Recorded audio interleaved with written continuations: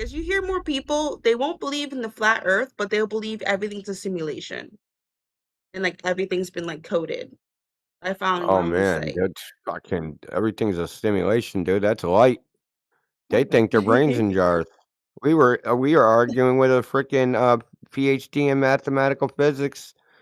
Was saying we don't know where if I can't prove that I'm not a brain in a jar, and I don't know if I have hands. Now this is a PhD to debating us on this topic and couldn't because he couldn't prove anything had to blow up all of reality. That's how sick some of these guys are. If it's not a globe, nothing's real. The only reality they can bear is one with a globe in it. I should actually play the audio dude saying he'd kill himself if space was fake. I think that's what I'm thinking of. Like for It'd be example, I funny if it remember when wasn't true, man. Like the globe is a cult, dude. You don't like we're messing yes, around with you. Usually we're like super serious. Right now we're just like I don't know. Tonight you come in, well, I guess we're all in a good mood, and we're just not like. mm, Normally we're super serious and we're fucking hammering on people, and like the globe is a cult. Like make no bones about it. It's a fucking cult. yeah, I Well, think I think was about it. having that now. It Think was about it for a second. Okay, us just think about being the globe idea for a second in its totality. Do they have a creation story like a religion? Yes, the Big Bang. Do they have a creation of man story like a religion? Yes, evolution. Can you actually experience any of their fundamental claims? No, you cannot because you can't go to space. Do you have to take the claims on faith from some third party that has some special status? Yes, you have to believe what the astronauts say, right? They're like the priests, right? So it has all the hallmarks of a religion, every part of it. Creation stories, special fucking rulers that have the special knowledge that you can't have. They're the ones communing with fucking God, but in this case, communing with the mathematics or whatever the fuck they're communing with. So it's all the same except for one thing. There's no deity. That's the only difference. It's an atheist religion. That's all it is. It's like atheists like, we want a religion too. Okay, we'll make a globe. We'll have an atheist religion. It'll be a religion with no deity. We'll do all the things the religious people do.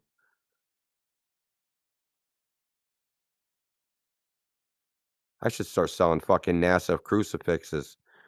Just like crucifixes, but they just got the little NASA logo. You fucking pray to it. I know this sounds harsh, dude. It might sound harsh to your ears, but this is actually me being calm because I think the globe is a fucking corrosive, dangerous fucking cult. Okay. That leads to things like the pandemic response, where someone says, I am the science, and everybody just does what the guy says because don't go against the science. There's no science behind any of that. The science is like this idea, right? Of this like infallible fucking ether that if you say the magic word fucking science, all truth falls out of it. But then when you look in the scientific literature, hey, does science prove anything? Oh no, science doesn't prove anything because science uses inductive reason. It just gives you the best, what we consider the best theory at the time, right? But people here in modern social circles, they hear science, they hear, oh, this is the absolute truth. That's why it's dangerous. And the globe is an offshoot of that. Oh, globe is an offshoot of all this shit. Sorry about the rant, dude, but fucking the globe religion is fucking irritating. And the reason we've come to the conclusion it's a religion as well is the way people behave. It's their behaviors. They come in here right off the rip, start yelling at us, start swearing at us, saying, "Oh, you should kill yourself." Had someone say that to me yesterday. Drink bleach, don't reproduce.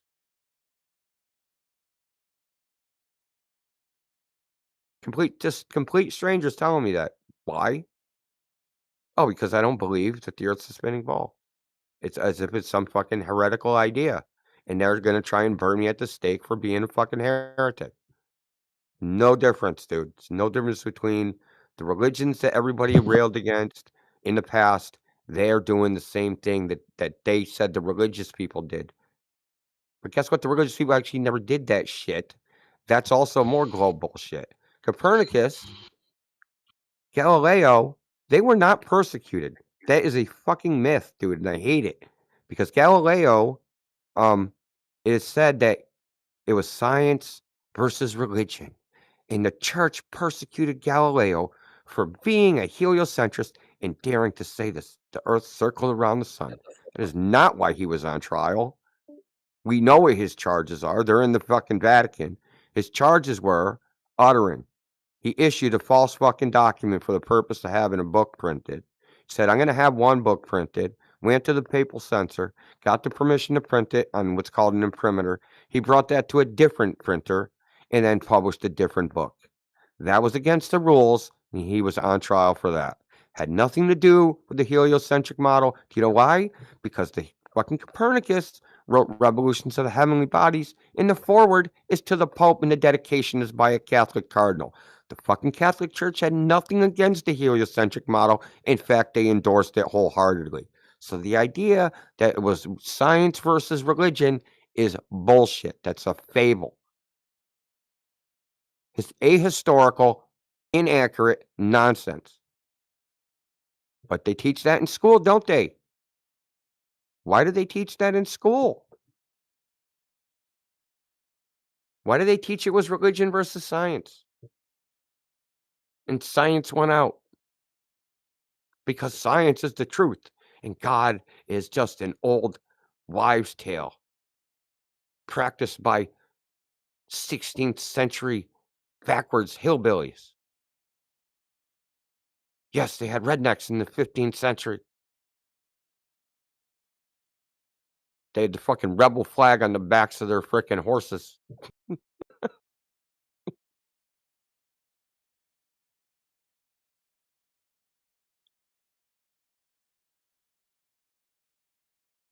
Sorry, I didn't mean to rant. If anybody have any questions, welcome to Platters.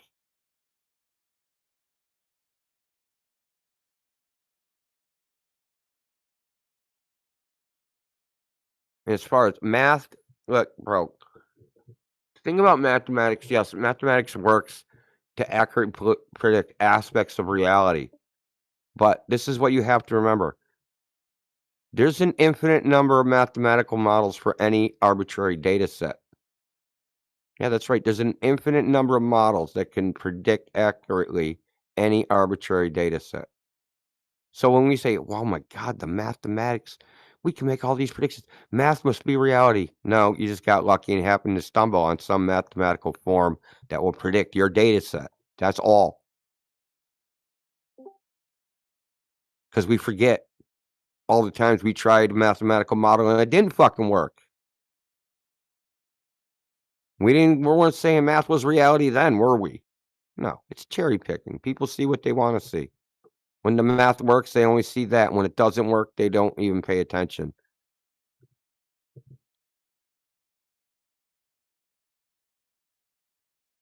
There's more failed fucking mathematical models of reality than there are successful ones, believe me.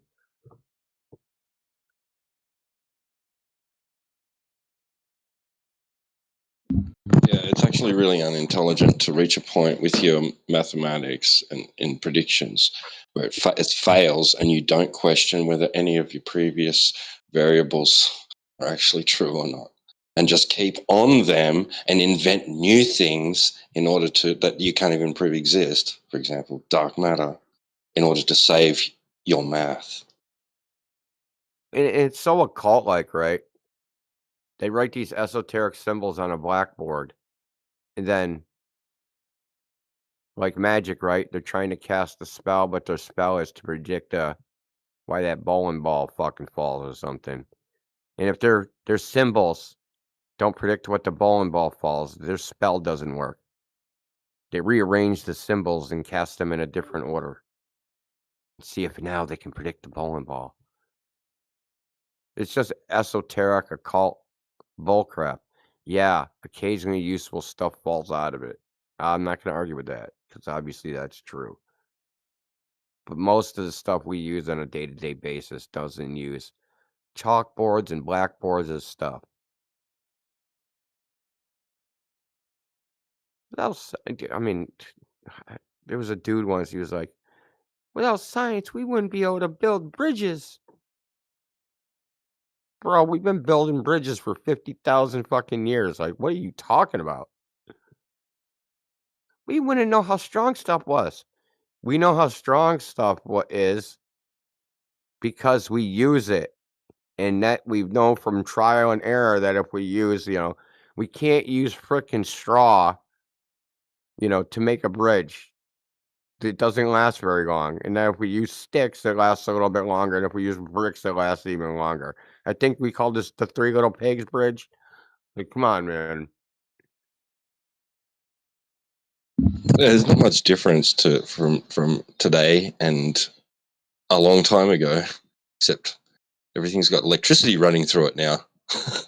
That's about the only difference.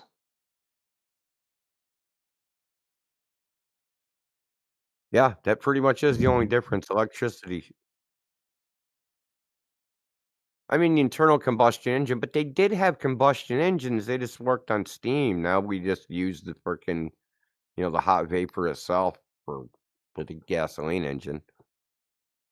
We don't convert it into anything. But it's basically the same technology. The only real new thing, like you said, is electricity. Yeah, but even the principle's the same. They think that because they're doing it with some other method that they're more sophisticated. No. Horse gets you gets you to where you're going. So does a car. But you know how magical electricity is? I mean, you could, right? So you could have a hand crank, right? And a wheel, an electrical generator, and a fucking wire that runs 10 miles away. And as you're cranking the wheel on your side, 10 miles away, there's a wheel that's just like it's spinning at the exact same rate in sync with your hand motion. That's just crazy that that's even possible. And it's not connected mechanically, allegedly. Allegedly, that's not a mechanical connection, which maybe it is, maybe it isn't. It's mechanically Wait, connected if are you there's an talking about ether. are you talking about a crankshaft with like a really long like thing connecting it to another crank? Well, I mean, that would be mechanical, but we can do this electrically, right? Oh. Like when you have an electrical generator and you have a fan on the other end, both of those are basically the same device, right? One generates electricity, Yeah. one one's a Consumes it. motor. Well, let's say I the electrical generator say I'm not going to use that. I'm going to spin the fan. Well, that fan will send power down the line the other way and spin the electrical generator. They're connected as if they're mechanically connected. You spin one, the other spins.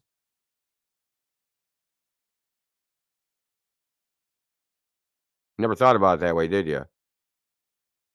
I was reading side chat.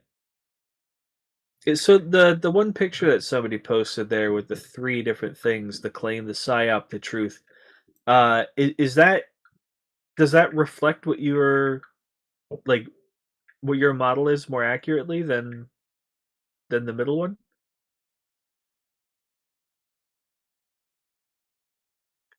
I have no idea what you're talking about. Oh, that thing, the claim, the psyop, the truth. The middle one is a psyop, bro. No one thinks that.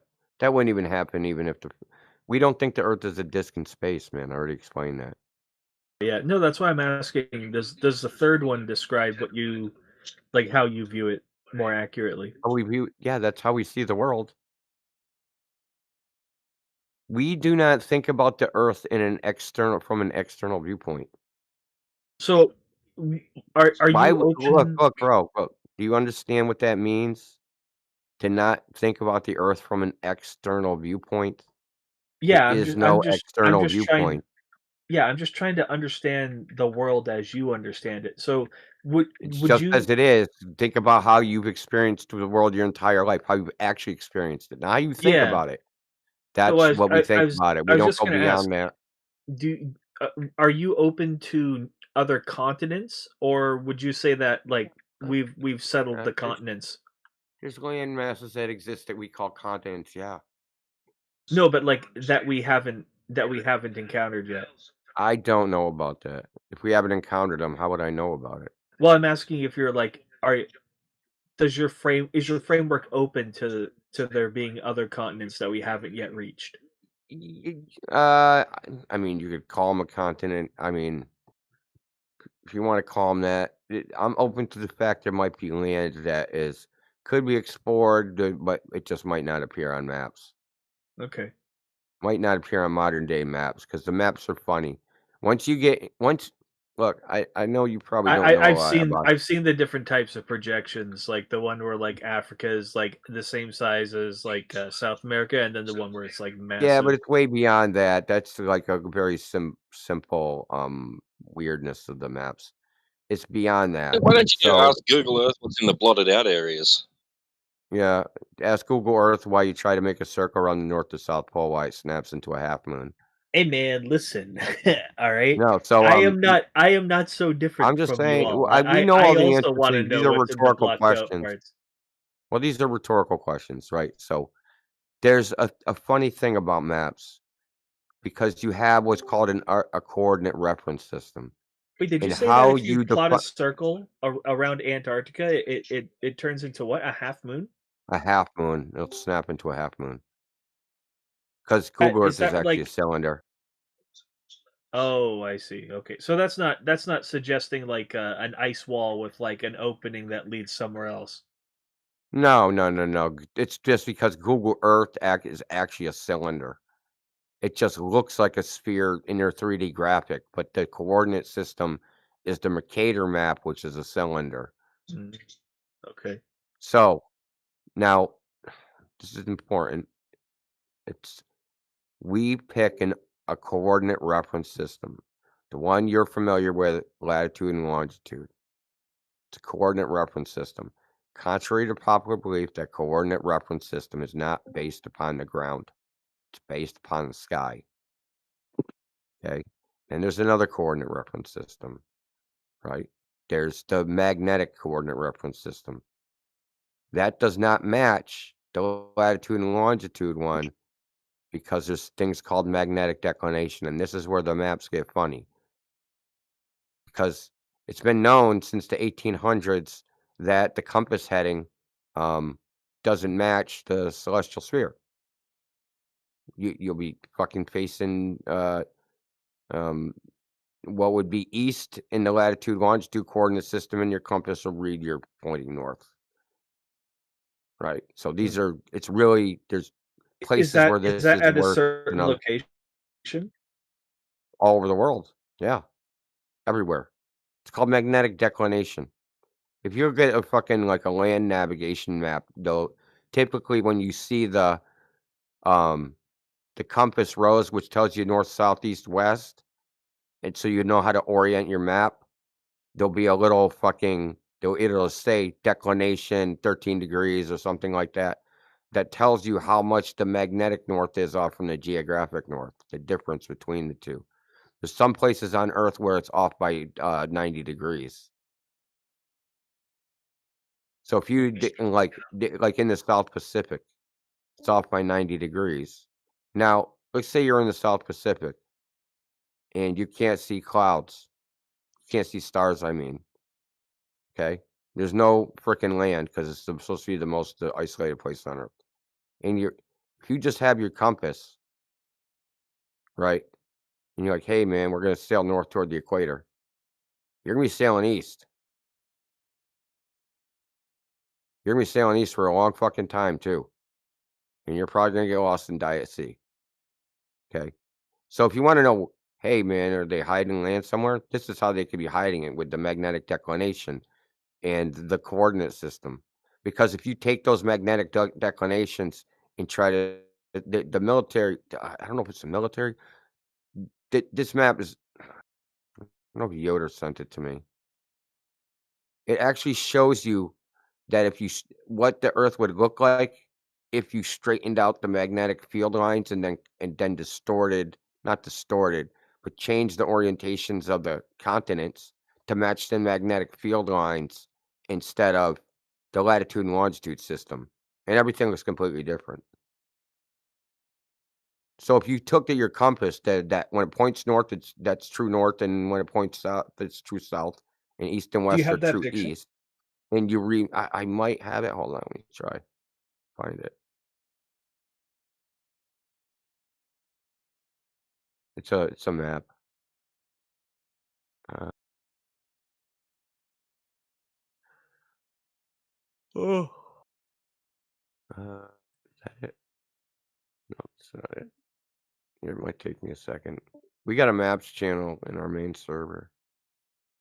I don't know if this is in here though.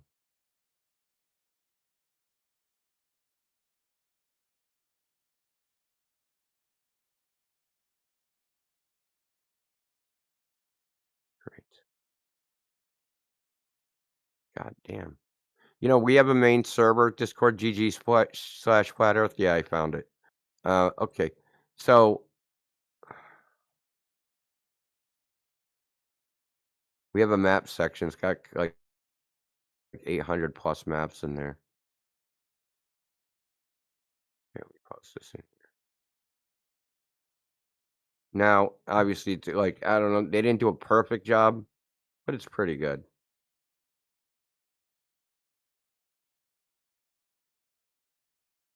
And that's what it would look like if you got rid of the distortion of the magnetic It's the declination. difference, but it's like the difference between the magnetic, that if you had a system of latitude and longitude based upon your compass versus the latitude and longitude system based upon the stars. It's the difference between those two that this is Mm. showing.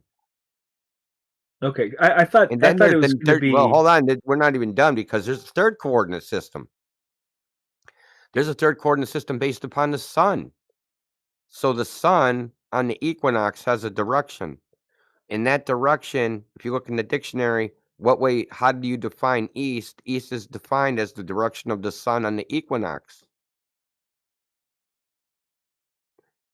Now, it's the Interesting. same as the other two direct east-west coordinate systems in some places, but not all places. Yeah. I In was actually fact, kind of expecting that this map that you were gonna post was gonna have like instead of the all the grids like flowing in these irregular ways, but still flowing as grids, I was expecting there to be like a big pocket somewhere or multiple little pockets where like they go around. And then presumably with these coordinate systems that are in use, everybody that follows them would be skirting around whatever they're trying to hide.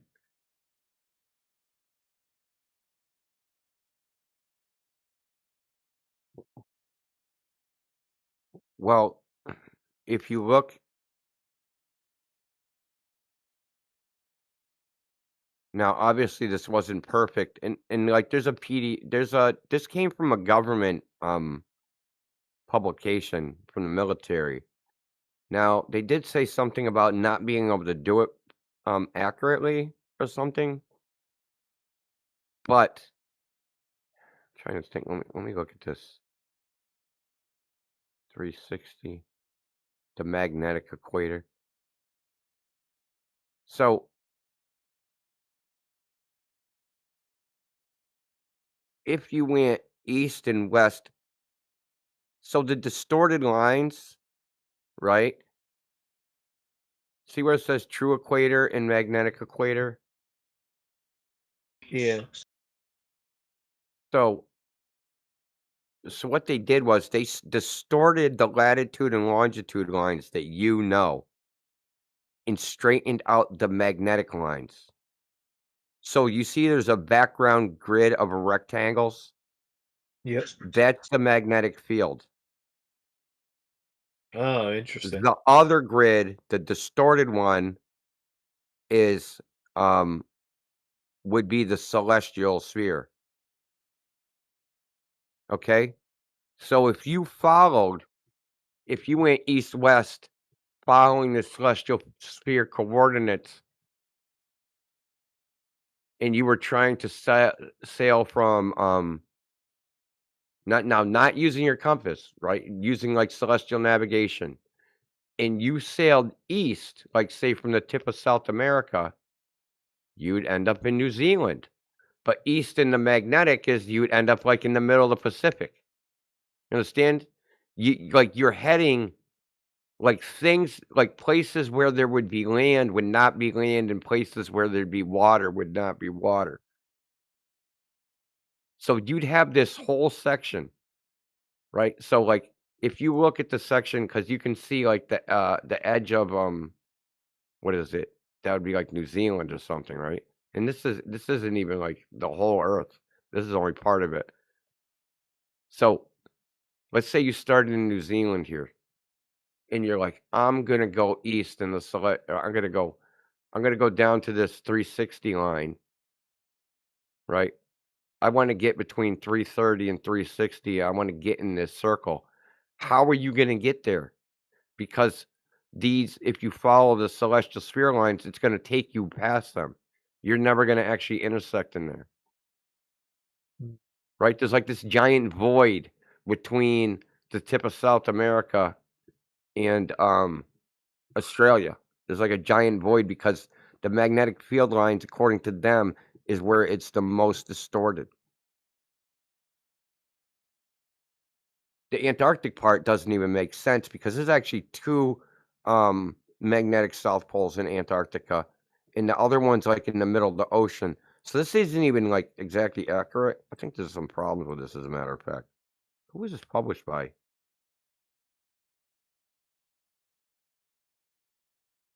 Pasadena, California. Hmm. Yeah, anyway, so and then there's the solar coordinate system, which is defined as the direction that the sun rises on the equinox. Okay, so that direction, if you're, say, in South America, it'll be at 91 degrees, okay, in the celestial sphere coordinate system. But if you're in Canada, it's going to be at 86 degrees, northern Canada, mind you, Mm. or Greenland. So I'll be right if you back. One think second. about well, those are diverging angles. That means it's two people are looking at the sun at the same time. They're looking in different directions. Now, how's that possible? But you can think about that.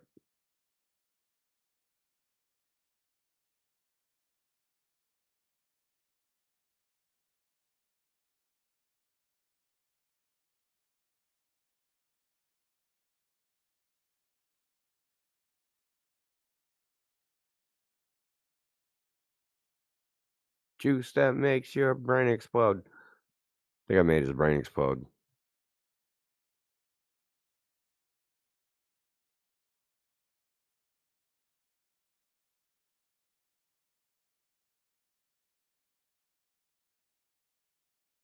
I've noticed this thing with people that come in with, like, talking about maps, that they actually don't wanna talk about maps. They wanna talk about maps and, "Show me your flat Earth map." Like, "Okay, let's talk about maps." And then they don't know a fucking thing about maps, and then they don't wanna talk about maps no more. I love to hear more about maps. I was trying to hear about maps today. Maps. There's no such thing as an accurate map. They don't exist. Mm. The maps are created to serve a purpose. And whatever purpose they're created for, they'll do that. So you have road atlases. Those are maps for driving. They're good enough to get you you can drive the roads of America to get from point A to point B. There's topographical maps that will show you the elevation changes of some part of the land. They're good for that purpose. They're not great for driving. So like there's maps. Maps are made for all sorts of purposes. And yeah, that doesn't mean they're good for another purpose. It means they're good for the purpose they were made for. And that's it. People try to force them into other purposes. They think they're like, oh my God, here's this map. Oh my God. How come it doesn't show this on it? How come your flat Earth map don't show a 24-hour sun? No map shows a fucking sun. I've never seen a sun on a map in my entire life.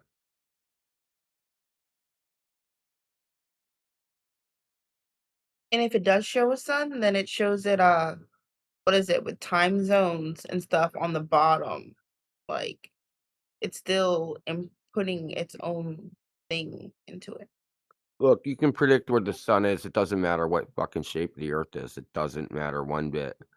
The model that they use, the mathematical model used to predict when the sun rises and sets, is observer-centric, meaning it's based upon you and what you see. So if you look up and you see the celestial equator, right, which is like a line of stars, you can pick it out. If you can find the freaking Aries, then you can figure out where the celestial equator is. Now there's a celestial equator. You look at the calendar. You look at the time. You can predict where the sun will be based upon the calendar relative to that celestial equator. You don't even need to know where you are on Earth. You don't need to even look at the ground. It doesn't matter what you're standing on. Because this timepiece, which is the sky that tracks the sun, is based completely on the sky. It's referenced only to itself. Doesn't reference the Earth in any way, shape, or form. Other than in one aspect. If you want to know the solar elevation, you measure up 90 degrees from the horizon. And somewhere the sun's going to be somewhere in that 90 degrees.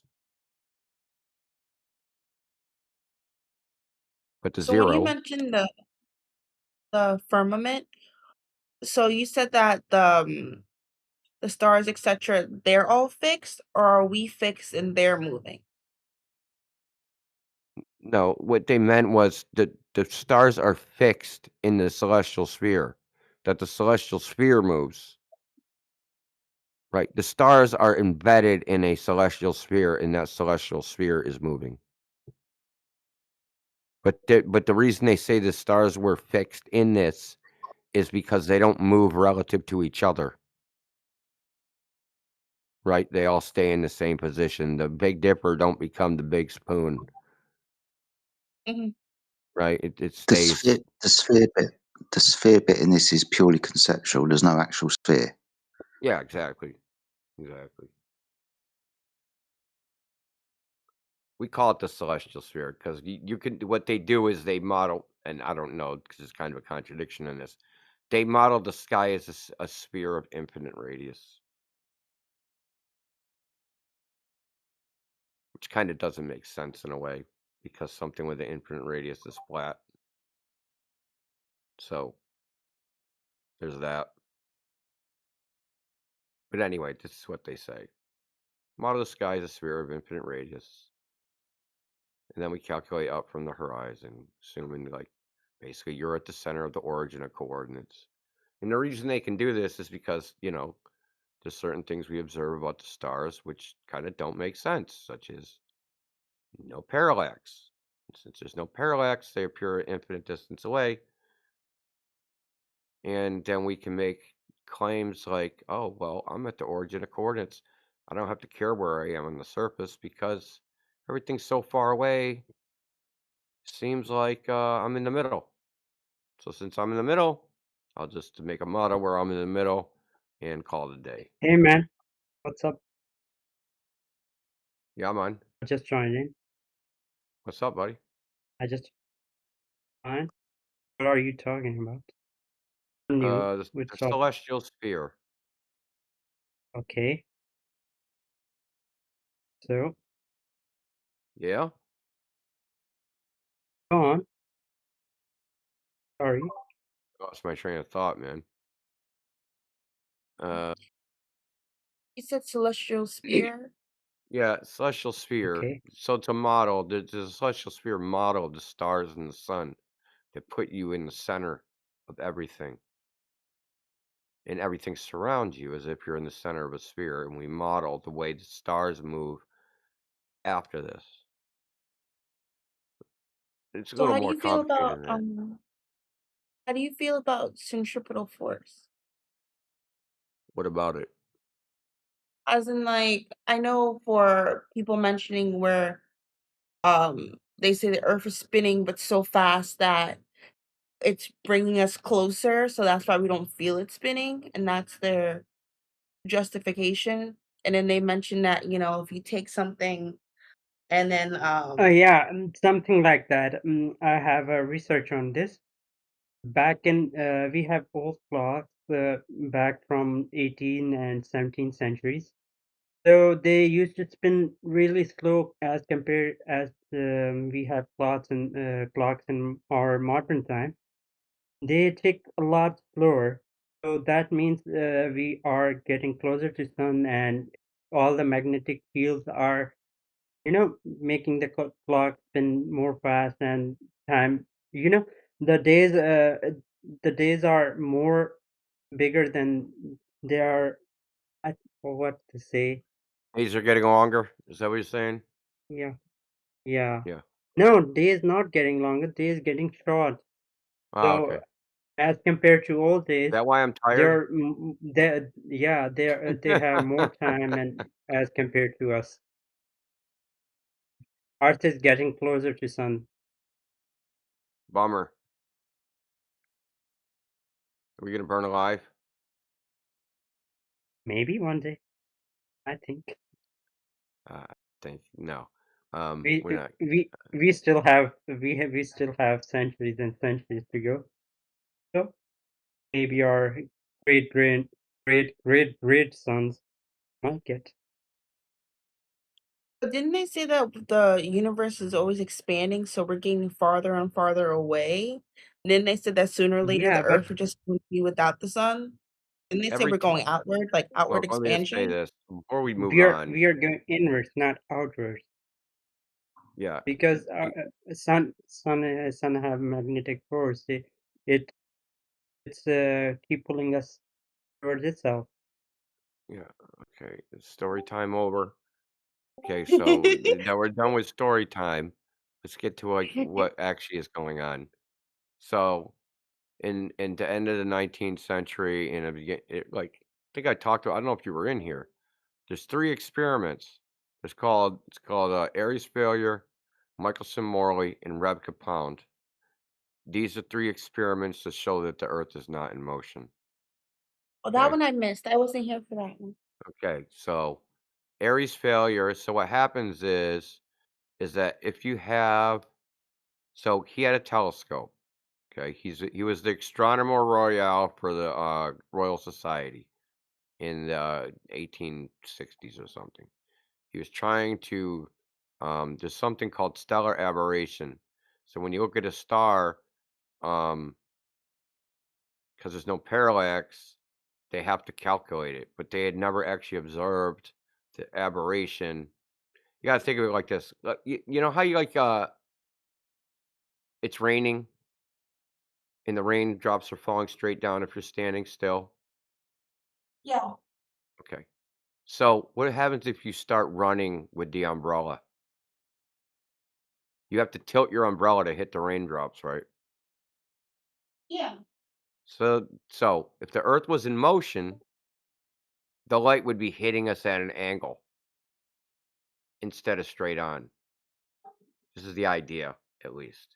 So he was testing whether this was actually happening. And the way he was going to test this is you take a telescope with air, you look at a star, and then you fill it with water and look at the same star. If the Earth is in motion, because there's something called the Fusel effect, when light passes through mediums that are in motion, the light will be deflected if one of the mediums has a higher refractive index, so it'll be deflected in the direction of the motion. When Airy did this test, they detected no deflection of the light.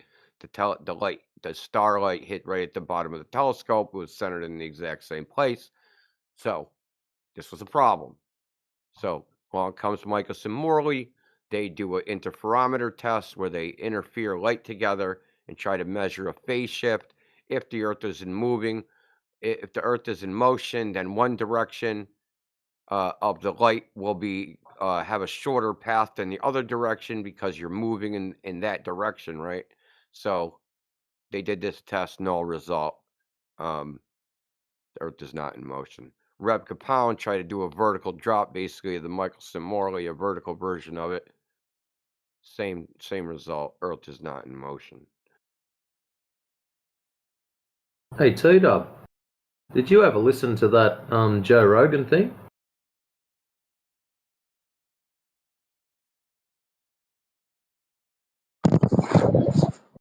No, which one? Inside chat. 52 past the hour. 3:52. You're in the same time zone as me. Good. Platter posted it.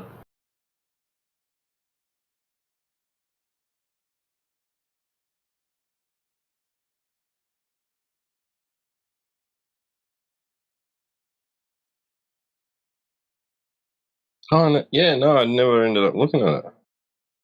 Have a listen to that. Is it alright? Like this. Yeah, very interesting. Just underneath where he's posted that, underneath he's written, it's super recent too, the gatekeepers are scrambling.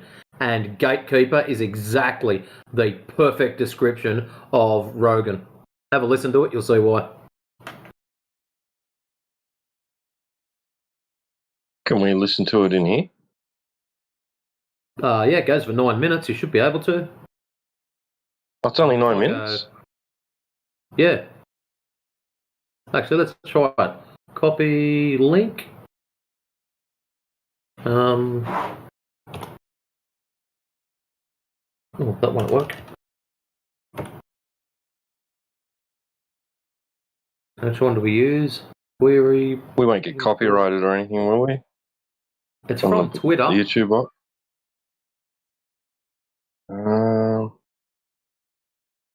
We shouldn't do because it's on Twitter. It's a public thing.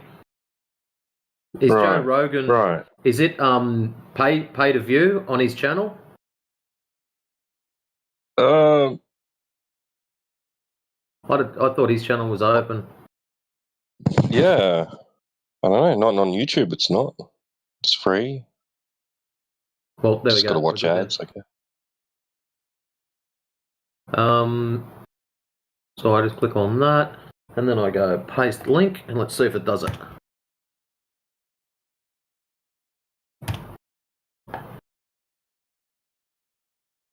Missing permissions. Oh. Alright, looks like you'll have to listen to it all by yourself.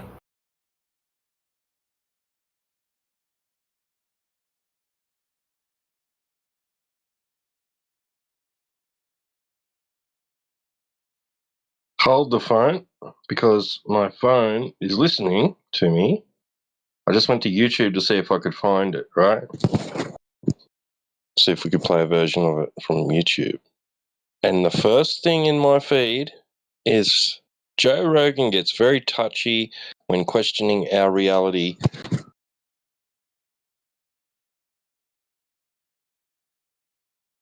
Well, there you go.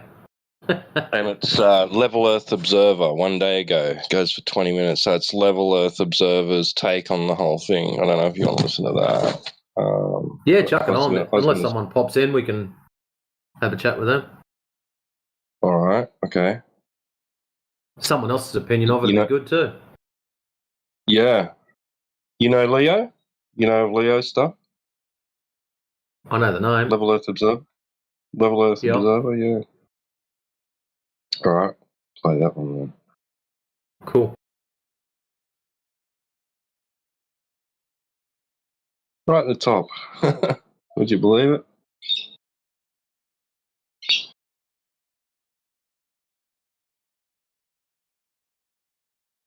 Like it read my mind.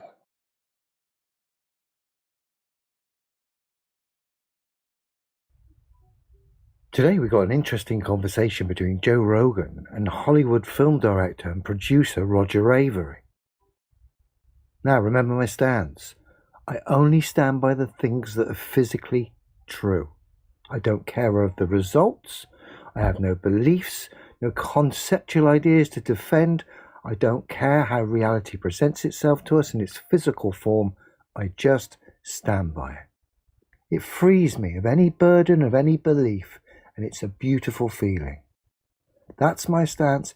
It's irrefutable, because if you cite physicality that can be tested and verified by all, I stand by it. That's my stance. So we're going to see a few visuals of maps, models, conceptual ideas in this video, none of which relates to me. I find the subject fascinating from a psychological point of view, and it's interesting to see the defense mechanisms displayed by Joe Rogan here. I'm not going to come in too much, but I will pause at a couple of points and just add a few things. So let's have a look. The biggest conspiracy theory that freaks everybody out is flat Earth.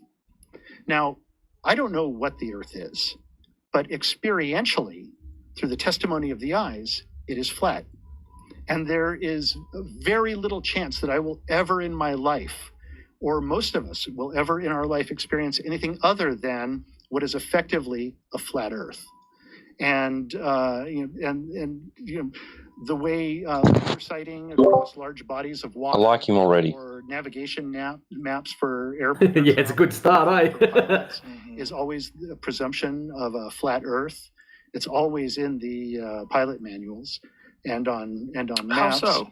Well, if you're flying a jet at low altitude, you're not making corrections for curvature, even though you're going fast enough where you should be. And so what's actually happening there? Well, so the idea is, look, I don't know what the world is or what the realm that we're in is, but experientially, from my perspective in life, it is nothing but it's a flat Earth. But what about travel routes? Like, what about when they fly over Antarctica? What if they? They don't fly over. But you can Antarctica. Watch the sun rise and fall. They don't even fly from Cape down to Buenos Aires. There's an understanding of the precession of the equinoxes. They travel up into. Just obviously taking note here of Joe's automated defense mechanism type responses here. We've all seen. Just galloping. Make no sense when we're talking about physical reality. Into the other hemisphere and like land in London or something, and then travel back down whenever you're doing a flight across the Atlantic. And so, like when you look at it on a flat Earth map, and there are plenty of them. Satellite photographs of Earth from space. Those are all cartoons. What are you talking about? I'm saying that even the NASA, the guys who actually do those composites, those are composite imagery of. Listen, I am not saying that. But it seems like you're saying that the Earth is possibly flat. I'm saying experientially. Right. But that's a scale. That's a scale issue, though. Correct. We're a tiny little thing on an enormous thing. Correct. But, snipers have to calculate for the curvature of the Earth when they shoot. Only the curvature of the landscape that they're right. on. Why do you think the landscape curves?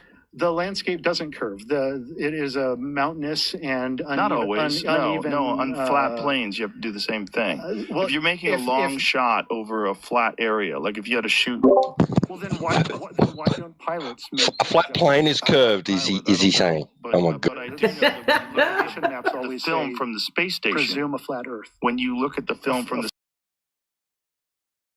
space station, you see an Earth that's not just round but spinning. I see. The space station, the International Space Station is again. It appeals to authority here. We have to abandon physical reality and trust establishments that are not trustworthy anyway. I don't understand. Yeah, Joe. This is where belief. But you'd be the first one to realise that shit. And become a hindrance to the clarity of thought, to what should be quite easy to discern here of what's physically true and the things that are either red herrings or irrelevant to the actual physicality of the subject, which is the ground we walk upon. Actually not high enough to see curvature. And what you're seeing is the lens distortion. And it's not high enough to see curvature when you look out into the horizon? It's actually even, like, it's very, very close to the... Let's look at footage from the space station of Earth. So when you see satellite images that are taken of the Earth, you think they're lying? You think there's this grand conspiracy to piece all these pictures together and turn it into a circle instead of have it flat? All I'm saying is that's the fundamental conspiracy theory that unravels everyone. And well, it doesn't make any sense because certainly questioning the globe Earth is a big problem psychologically for members of the public because of this inbuilt belief, which is reinforced through visual sci-fi films and various other forms. And it provides a fascinating viewing for someone like myself to see the performance, which I, of course, many times over the years now call it a pantomime. Just the performance itself. It's fascinating to watch. Rather than address and own it, so many can't. And they put on this defense-like performance of the silliest order. Crazy, bizarre, fascinating, and a little bit worrying. Everything that we see in the cosmos that's a planetary body is round, including stars. We're talking about the Earth and Joe's looking away from the Earth. It's just crazy. So it's all round, except for small moons. Everything is round, and that's because I'm not even certain that space exists. That the moon is anything more than a plasma. Joe, for space to exist, for spacecraft need to be in free fall around a ball. There is no ball in the first place, so the environment for which they say exists, which is cited when we see something go in the sky, which is they tell us is the ISS, the base story fails at a fundamental level, Joe, in a physical form. That's a major problem. That's the elephant in the room. This should blow your mind, and anyone who realizes that. But because of the defensive mechanisms at play, hurdles are there, holding these people back. And as a result, rather than own it, which does happen, I'm pleased to say, which is incredibly empowering and freeing from these beliefs, the shackles, but rather than do that, most go into, like I say, the automated defense pantomime mode, where we get these silly performances, these silly things cited, looking up at the sky appeals to authority, an authority that doesn't have a good reputation for telling the truth and integrity in the first place. Crazy. And I base the craziness, because I always bring it back to what's physically true and then compare to what these people are telling me. Crazy. A plasma. Yeah. What does that mean? That it's a plasma effect, a lenticular effect of some kind. So that it's not a real thing, but it affects the tides. It is something that we have landed. At the very least, we've landed probes on. Joe, you're just saying things that are just pure belief, yet you're saying them as if you were there. You're aware that you've ridden the tides up because the moon was pulling at it. You landed on the moon with probes. No, Joe, it's just beliefs. The psychology, you're showing the effects of it, Joe, in your responses when your belief system's questioned. I don't believe with everything this man's saying. I'm not necessarily on the same page. I find this subject fascinating because of the responses and the opinions and all the stuff that goes with this subject. There's so much psychology and fascinating behavior at play with what really should be quite a simple, honest subject when you strip it bare. We don't know that it affects the tides. People theorize that it affects the tides. Footage from the space station. This is live footage from the space station. And I'm saying that's lens curvature, and that what you're actually seeing. Why do you think that's lens curvature? And that what you're seeing is horizon. So what you're talking about is like a fisheye lens. If I'm trying to provoke you, that's what I'm saying. Right. Because they admit they use wide-angle lenses, Joe. I want you to be completely fucking insane. Because this is a round body, just like the moon, just like Mars, just like Jupiter. It's a shame we're listening to it. That appears to be but in your practical life experience, you have to accept a certain amount of faith. Is what I'm getting at any moment. But they understand the precession of the equinoxes. Okay, do you know that the precession of the equinoxes is how they measure the sky over a period of 26,000 years? I see right there. Like Joe's been there for them 26,000 years. And like that really refutes physical reality. A little stitching, like right there. So this would just keep going straight forever? Do you see that line? Yeah, Do you see that line right there? What is that? What is that line? Yeah, what is that line?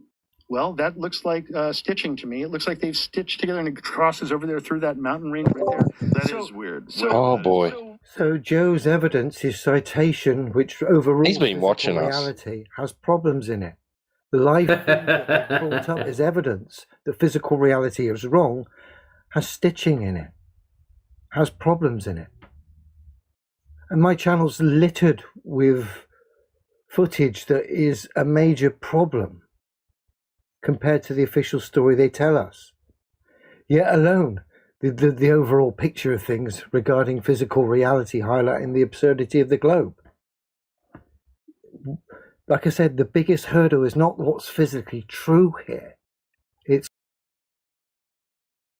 a psychological issue based on beliefs and emotions, and ridiculous behavior patterns hold people back from seeing what's simply and is obviously and is physically true and discerning it from what is not.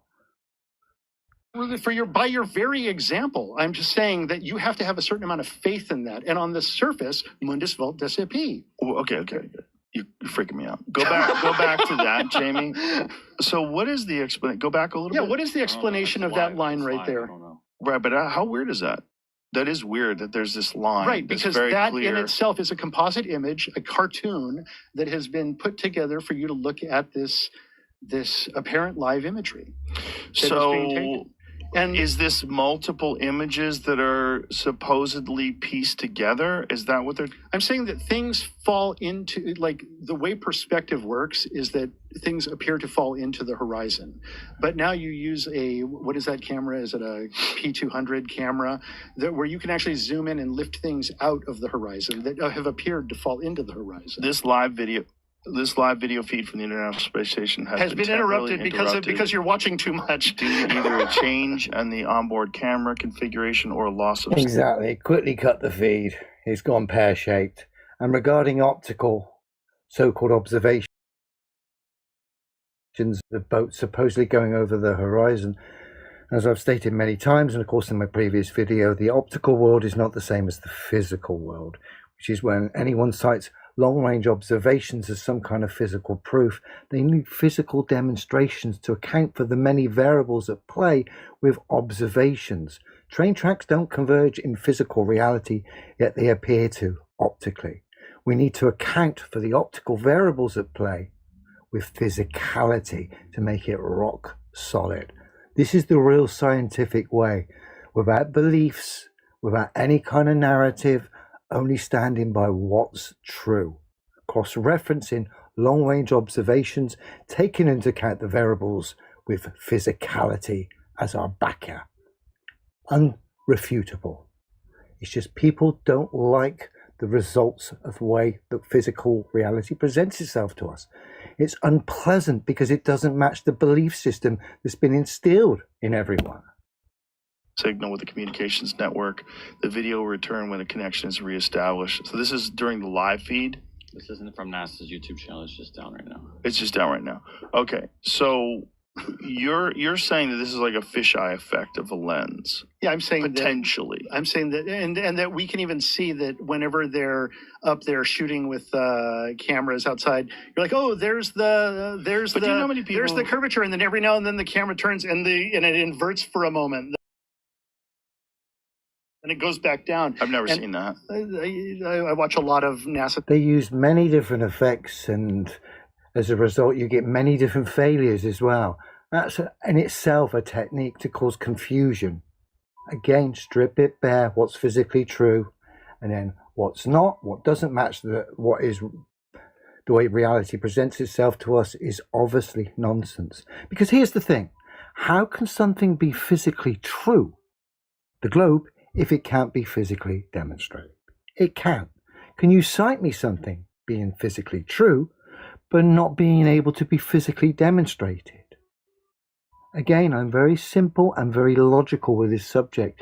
There's no emotions, no beliefs, just what is.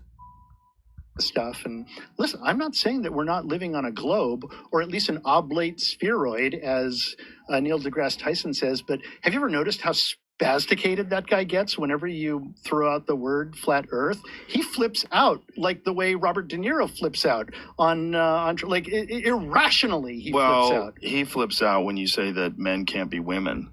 Right, I'm just going to forward it for a minute because they kind of go a bit wayward with the subject, start talking about trans. I don't want to go there. I just want to come back to the subject of play, which is about here. We're all just trying to construct what reality is, and it tends to be a consensus of what it is. But, you know, there are fringes that on the ends that don't believe with what the consensus says. Are they wrong? But I don't believe anyone who's telling me physical reality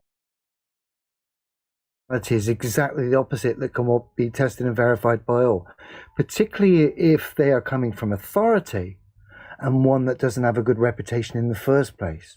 I will not be gaslighted into stupidity based on emotions and beliefs. I've bypassed that trap, that hurdle, and so should you.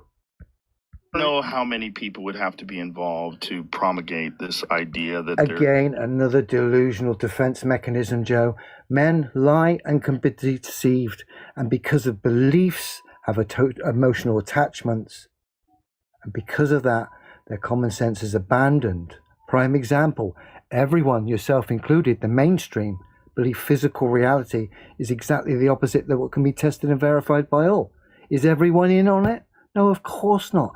People believe blindly, and when questioned, the defense mechanisms come into play, just like some of the ones you've displayed for us today, Joe. there's a flat Earth, and you got to cover up that thing and pretend it's round. And what's the motivation of covering up the fact that the Earth is flat?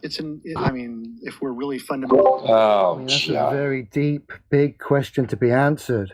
Can someone really fully answer that question? Honestly, nobody's doing that. Full exploration here.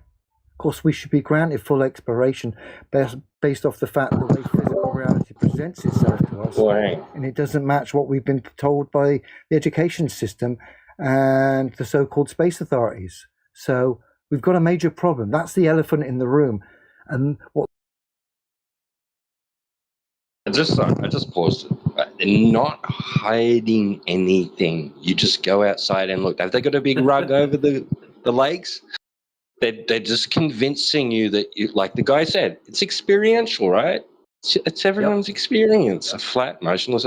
So they're convincing you that it's not. They're not hiding anything. Joe, gatekeeper. What a dickhead. Yeah. Right.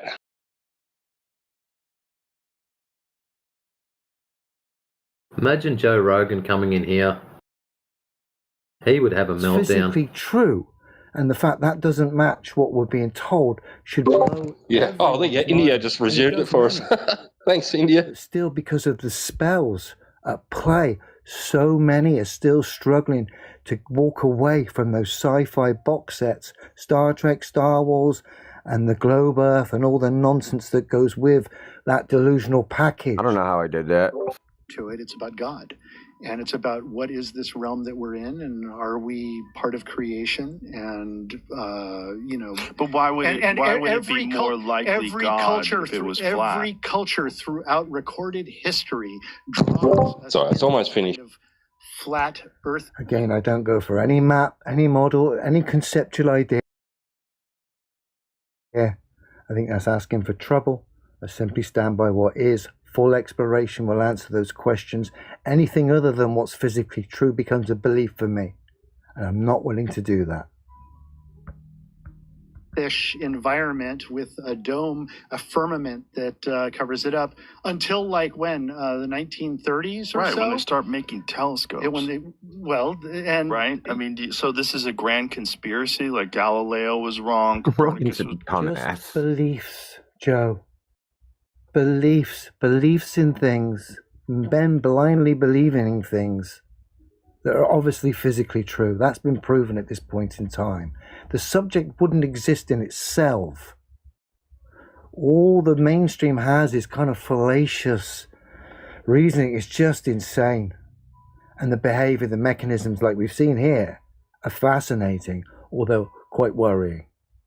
Wrong. All these people All of didn't know. recorded history is wrong. And I mean, the other option is that we are just specks of nothing floating around in an endless vast. I think that's it. Fascinating stuff. Really interesting to see. Of course, a lot of people call Joe Rogan a shill based on his delusional U-turn regarding the moon landing, so-called moon landing. Again, we've seen quite a few U-turns recently with some people who were considered truthers in the first place, who, if you actually analyze their stance from day one, it was all over the place. It was illogical. One minute it could be logical, the next it was promoting conceptual ideas at the expense of what was physically true. So on the other hand, they were illogical. So it's obvious who's who based on their stance and what they've been about from day one. Are they true? Are they logical? Do they have honesty and integrity? Have they been the same throughout? Or have they jumped about? Physical reality will never let you down and never deceive you. That's why I chose to stand by it. Have a good weekend, everyone. I think Joe Rogan would be somewhat entertaining in here. For us. He's a nitwit. He's a clown, isn't he? But what about telescopes? Unless you're using them to measure the surface of the ground, then no. Yeah. And it had nothing to do. Was like what they were talking about at that moment, what he was talking about. The telescope has nothing to do with what he was talking about. It's so silly. He was doing that. He was scattergunning. He was red herring, like non-sequitur. Like he was all over the place. But I reckon that the Avery guy's been in here. I reckon he's been listening or watching us. Because they don't talk about that shit they don't talk about some of that stuff. They don't say it like that on TikTok and like we do. Yeah, I know. I wonder sometimes, man, if people are watching this because made by Jim Bob, he doesn't do flat Earth stuff though. I heard he's a flat earther. He says shit that come right out of here. There's no doubt in my mind it came out of our stream. When he argues the scientific method and things like that, it's literally you could just take him and plug him in here, and it would be the same thing. Because he argues with atheists, and they say, it's not nutty shit they say, and then it just asks them the same thing. Right. What's your natural observation? Right? What's the scientific method? What's defending evolution and shit. Method, right? And he always says observe a natural phenomenon. Like I never heard anybody outside of like this Discord, fed and outside the flat Earth conversation, anyone ever say that. So he's definitely listening. There's no doubt. He might be listening right now. Yeah. But Rogan, he did make arguments that like we make to Joe Rogan. He started off that way, but he ended up going into the unprovable dome nonsense eventually. Yeah, he did. Unfortunately, but Joe's just so like so regular numpty like we get in here. Like we would shred him to pieces, man. Oh yeah, I mean no one ever said Joe Rogan was intelligent. I don't think he's ever been accused of that. He's not dumb, but like you know what I mean. His right, dude.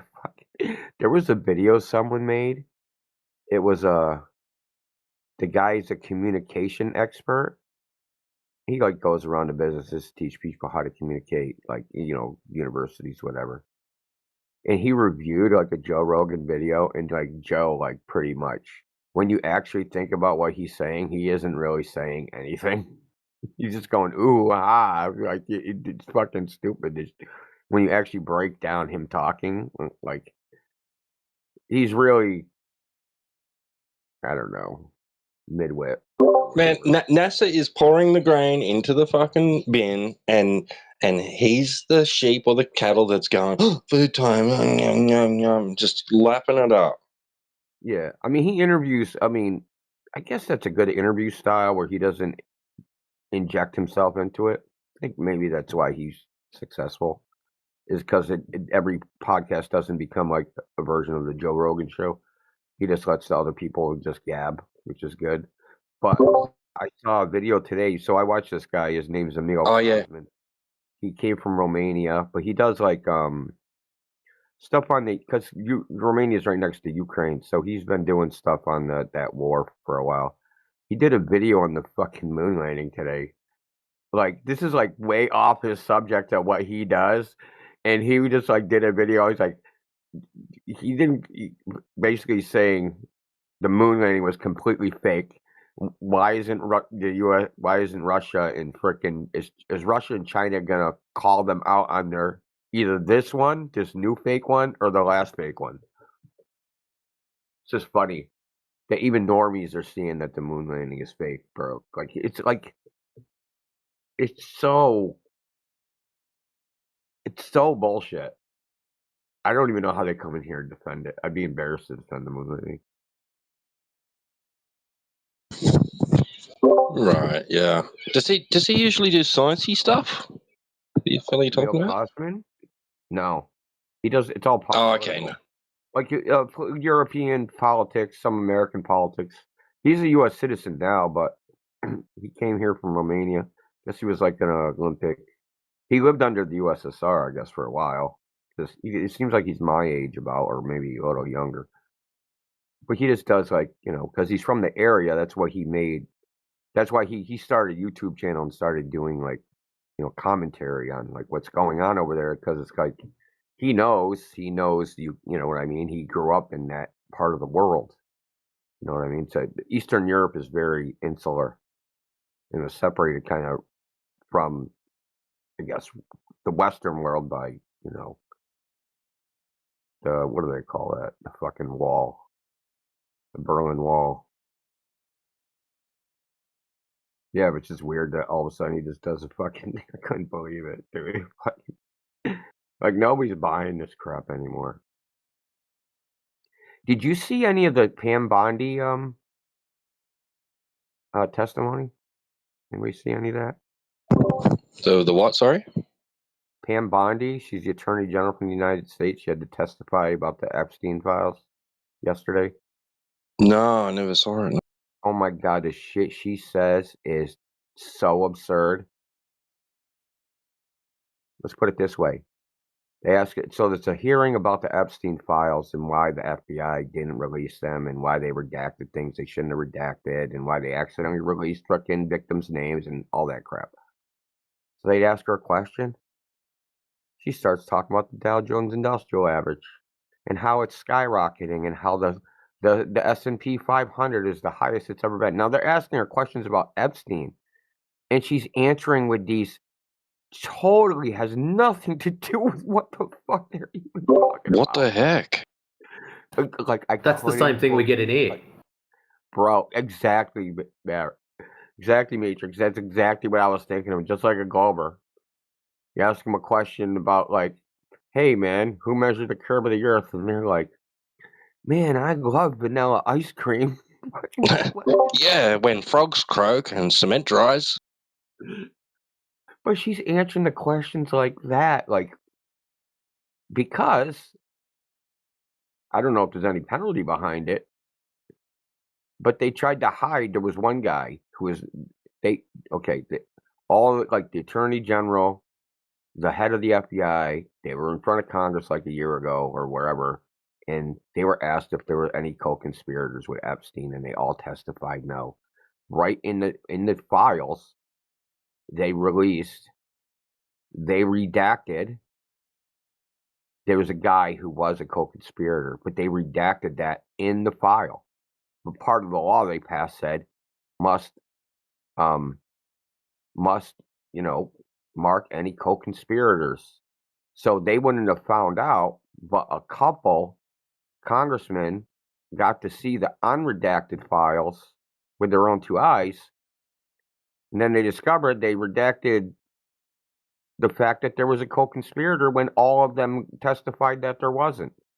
So they start asking her about it, and she starts going, "You're a failed politician. Your numbers are dropping, and blah, blah, blah. Like, you'll never get reelected." Like, what? That was her answer to his question about why they redacted the files, was to start talking about his political career. This is the Attorney General of the United States, the highest ranking law enforcement officer in the United States, is testifying before Congress, absolutely not answering questions in any way, shape, or form, and basically insulting and harassing congressmen right in Congress, right to their fucking face. It was I've never seen anything like that in American politics. There's nothing like that. And you could go back fucking decades, black and white. It's a sight to behold. Like, That's crazy. yeah, Duck down the shops. I'll be back in 10 minutes. yeah, okay. But she knew, like, it's one of the things where if I actually say anything about the subject matter, I'm going to jail. So I'll just talk about other shit. Actually, I think it'd be a bit more serious than that. If I actually say anything about the subject matter, I may have bad things done to me. I thought of that too, yeah. Possibly. She's like, these dudes are going to get me killed. And maybe that's what she was thinking, and she was like irate that, like, and that, like, her, because she was super emotional. Like, why not just palm it off? I'm sorry. Like, you know how you have like an ex-girlfriend, or you get in a fight with a girl, and like they're just like, they're not even a girlfriend, just like they're trying to like socially shame you and like put you down in front of a crowd. Like, that's what she was doing to people. Like, it was just weird. I never seen anything. But maybe she was doing that because she was, like you said, she was, and like, if I say anything, they're gonna kill my ass. I have to fucking just smoke and mirrors through this whole fucking thing. Yeah, it's hard to tell. But she could have gone the other way. She could have gone, you know what? I don't know the answer to that question, but these guys do. And just palm it off to some random numpty other politician that deserves it.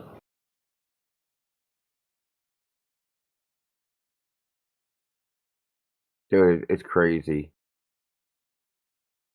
I mean, I'm sitting here to describe it to you. Like, it's just something that you have to see for yourself. I couldn't even believe, like, what I was watching. Because I just watched clips that people made. I couldn't believe, like, this is our government? Dude, we're fucking done. The American Republic is fucking gone. We're toast. It's over. Like, party's over.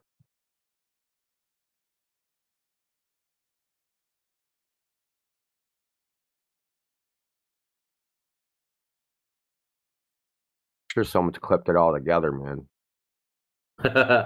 Robot polisher. Where is he when you want him? Oh, yeah. Where's he? Yeah, what happened to him? He's still around? I haven't seen any of his stuff for a while. Hopefully someone might have given him the word and he's just backed off a bit. Yeah, I mean, it's probably his report got, because he did a lot of stuff on McToon, so his account probably got reported. Yeah, they're probably indirectly, so all of McClown's followers would have run in and, oh, this is offensive, or this is health advice, or some shit that's not related. And because there's like 3,000 of them all at once, they've probably just turned around and gone, you know what, it's easier for us to shut down one account as it is to listen to all these doorsteps. That's sad, that, because he had some brilliant stuff. He's probably putting it out on Rumble or some shit like that. There's probably a whole truckload of videos just waiting for us to find him. Maybe. I mean, I'm sure he doesn't exist on X because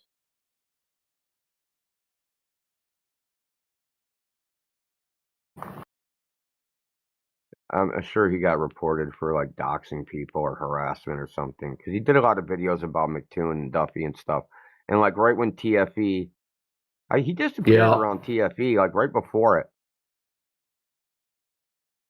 Here, dude, I'm gonna post I'll post the freaking clip, a montage of her talking to just one of the congressmen. The guy, this dude Massey, he's a Republican. He's not even like a Democrat, so he's in the same party as Trump, but he's just like, I guess he's like the one not corrupt. He doesn't support any of the shit that they've been doing, like the Ukraine war, none of it. The shit with Israel. And he's been a hound dog about the fucking... So he's your one legit one. Yeah, the one legit one. But, hold on. You're not gonna believe this shit. I just watched some of it. It's crazy as shit he's saying, dude. Just the way she's acting is like a psychopath. This is just a montage of her freaking talking. It's pretty crazy. I'm gonna play you in this freaking stream because fuck, it's so nuts. Why not? We're here.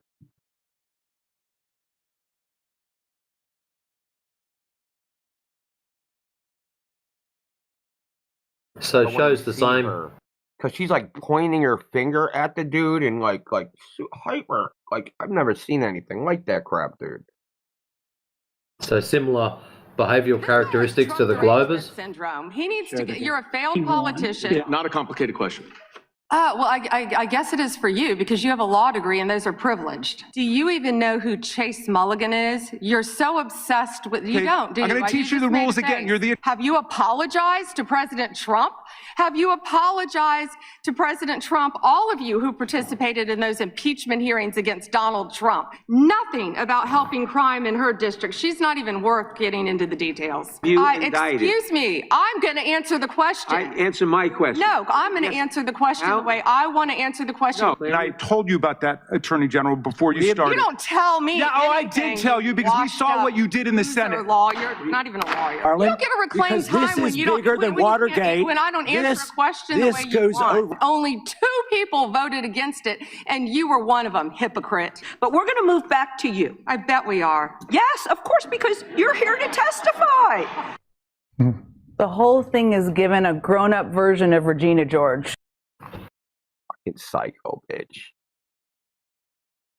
Her having a meltdown sounded a little like Owlish when she has a breakdown. They even cut some stuff out because those answers had nothing to do with the question she was asked. Nothing to do with it whatsoever. Like the one where she said there was only 2 people to vote against it. And what they were talking about, they asked her a question about the Epstein files.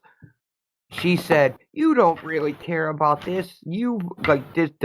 We tried to pass some online child protection act or something, and you voted. There was 2 people that voted against it, and you were one of them." So she doesn't answer the question. She says something about his voting record. It has nothing to do with what they're doing. It was totally the craziest shit I ever saw, man. I don't know how she got away with that's like contempt of Congress, man. Like they need to drag her in there. What you need to do, Indio, you need to jump on a plane, fly over here to the land down under, grab yourself a beer, and just watch comedy. Our Prime Minister. Yeah, you guys as politicians are pretty incoherent too. They're comedic. I think you guys vote in the least competent person for the job. But I mean, when I say least competent, not like incompetent like Trump. Trump's a different type of incompetent. You guys just they're harmlessly incompetent. Our system is we vote for the person who we believe is going to vote for the right person. It's this 2-stage system, and it's disgusting. But people are starting to realise how they can get around it by how they vote.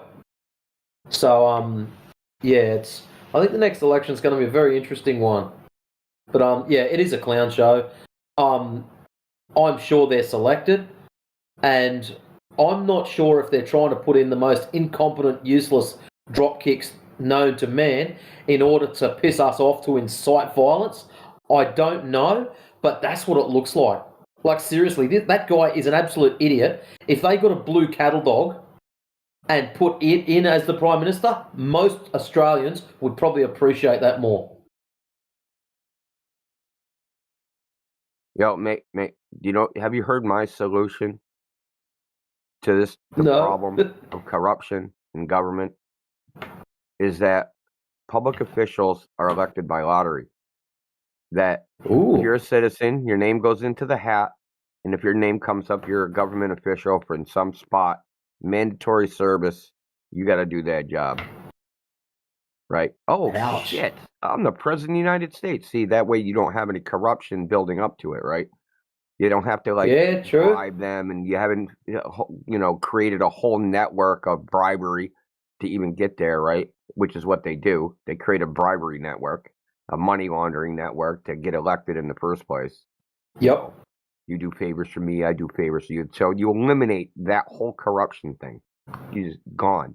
And then you pay him a shitload of money. So there's no reason to take any money, right? You pay him a lot. Because they don't pay congressmen very much. But you pay It's them interesting that money. They don't get paid much, but they seem to have a lot of money. Yeah, that's the weird part. In America, Congress is exempt from insider trading laws. Really? Yes. Wow. You do that over here, get rich. you'll get a pretty solid visit to jail for a long time. Politician? I mean, I don't know what it is. I don't think it matters. They're exempt here. Wow, that's crazy. So they have hearings, and they're going to pass the laws, and they're basically picking winners and losers by passing a law. So, for instance, when they passed what do you call it, Obamacare, which was where they set up a whole bracket for the insurance industry and Medicare, and they knew. So as they're passing the law, they're texting their mates, buy these shares, buy these shares. Exactly. They know who's going to win or lose based upon whether that passes or not. Wow. And they buy the stocks ahead of time. There's one guy, he did it once, congressman. He went and he bought a gigantic fucking section of desert and desert that's in California that no one lived in. And then he went and got a law passed so the federal government would build a road through it and had to buy all his property. At a jacked up price, of course. Of course. Yeah, there seems to be that seems to happen here, but they seem to just fob it off and pretend, oh no, that's my sister's uncle's best friend's patch of land, nothing to do with me, even though they're the ones that bought it 2 years ago. Yeah, they do all that here too. It's just different, and it's like no one's going to tell on you. They're all criminals, so it's like, we're not going to rat you out. I don't want you ratting me out. Yeah. But if you're not part of the program, they will do an ethics ejection if you're not playing along with whatever their corruption is. You can't do anything new. You got to do the same old ways. So James Traficant, he was a congressman from Ohio, and he was doing what they all do, right? Corruption. But he wouldn't go along with their program. He was voting against the party line. He was, he was doing his own shit. And they no, you got to do what we say, or the way we're just going to report your criminality. And they did, and they kicked him out of Congress, and he went to jail.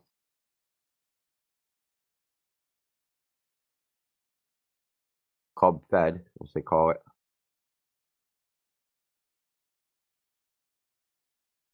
There's a bunch of people in here this time of night. It is Sunday, so.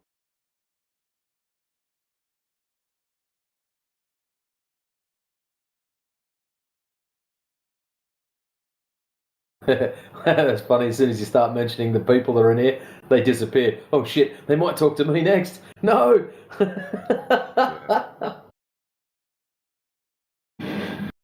I mean, I understand in here. There's kind of an excuse for it because they might not be good English speakers.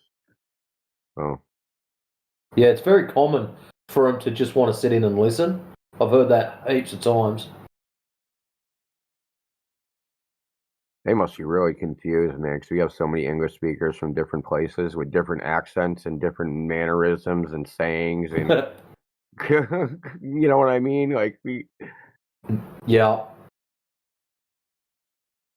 Stuff that doesn't really translate. You know what I mean? Because it's just like some English colloquial saying that like you'd have to be a native English speaker to even get. Things like I found out this phrase doesn't translate all of a sudden. Doesn't translate All of a into other sudden. languages, I guess.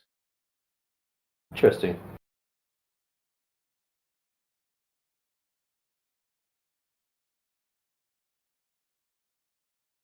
And if you break it down as like a sentence, it doesn't really make sense all of a sudden. It's freaking. But you know what it means. I know what it means. Yeah.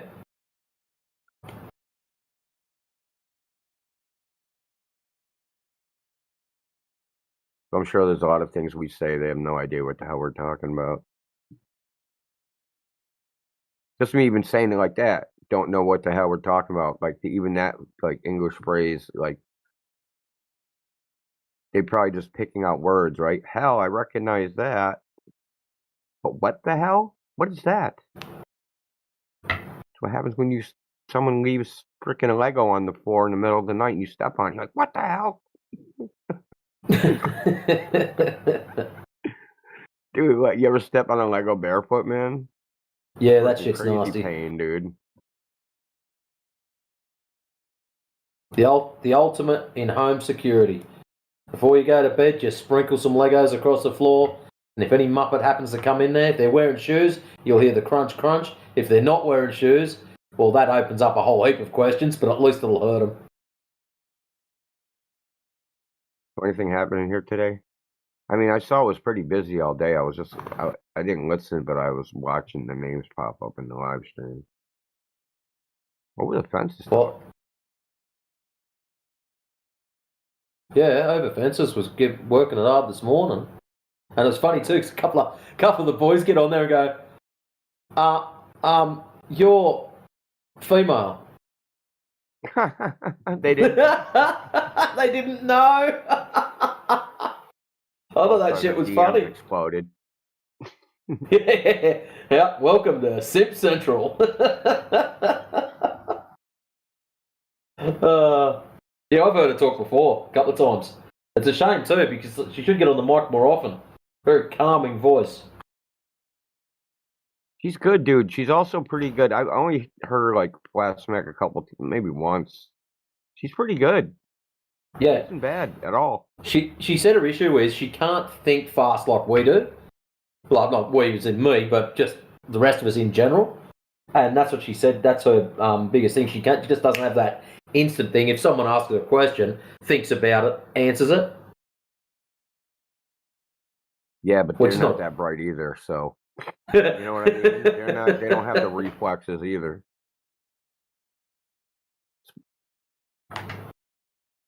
I mean, the only reason we can answer so fast is because we heard this crap 10,000 times.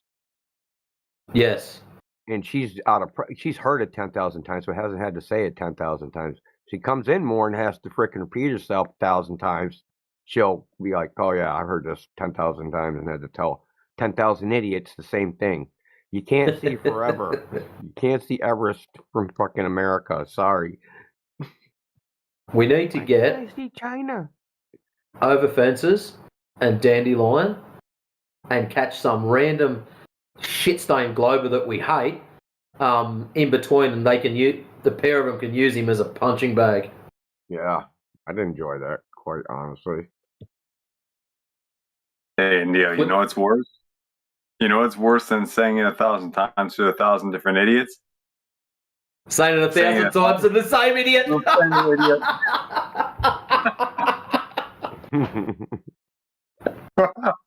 I agree with that. That effectively triples your experience points. Telling you. Dude, you get negative charisma when that happens, man. What are you talking about? Nah, man. Yeah, your street cred going backwards. Start flaming out, man. Like, no way. Nah. A case in point, Talent X. Okay, there you go. Come on, man. JJ Icefish. Yeah, I was thinking of him too. I think they're doing that crap on purpose. I don't think because they're both doing. And there's another guy that does the same thing. I think it's like a gimmick or a trick or whatever, right? It's just like I'm just gonna just everything, and then when they get me in my I'll just change the subject or I'll. Like it's some tactic. I don't know exactly what it is, but it's so repetitive. Like it doesn't matter what subject you're talking about. It's the same whack-a-mole bullshit, gish gallop crap. It's funny. I haven't seen or heard Ice J in a long time, actually. Has he been coming in more often lately there, or is that just your... It was like last week. I thought he might have been red flagged and left on the other side of the fence. He still owes a debt, man. He owes T-Dub some paperwork, me some paperwork. I don't know what he owes you. Direct measurement of the surface curving from a satellite, and the satellite is rotating around a sphere. Ooh, that's gonna hurt. Yeah, he owes that one. Oh, I was thinking, Matrix, you were waiting for him to submit his where the flat Earth hurt me form.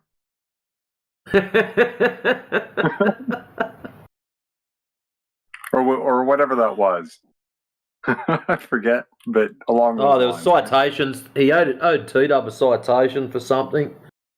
Yeah, there's a whole heap of just stupid things. Like anytime there's a long-range observation or a laser, anything, he nearly snaps his neck trying to throw the refraction out. It's like, I can't get it out quick enough. You guys just don't... Refraction! Yeah. Oh, come on, dude. I remember they don't account for it. How can they account for what you don't even know what it is, kid? Come on, try harder. I thought yesterday of a good way to expose that nonsense that they can account for refraction. Because they make this thing called adaptive optics. They use it in astronomy. So they shoot a laser into the sky, and with this laser, from the scintillation pattern, they can adjust the telescope. It's an active measurement, right? So this is active adaptive optics. That's what it's called. So they shoot the laser, and they can tell from the scintillation of the laser.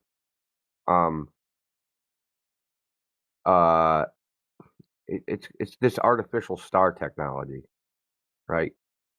But the artificial star is only visible from the telescope. So they shoot it, and they know what it's supposed to look like, and from looking at it with the telescope, they know how much turbulence is in the air and all these things, and they use the adaptive optics to cancel out the distortion in real time.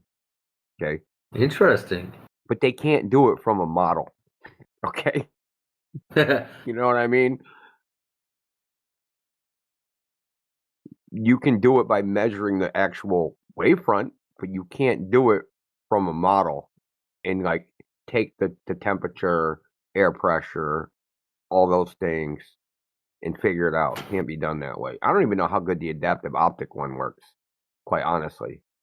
It's probably computer. Well, the fact that it's doing it on the fly. A bunch of bullshit. Yeah, the fact that it's doing it on the fly, it would, yeah.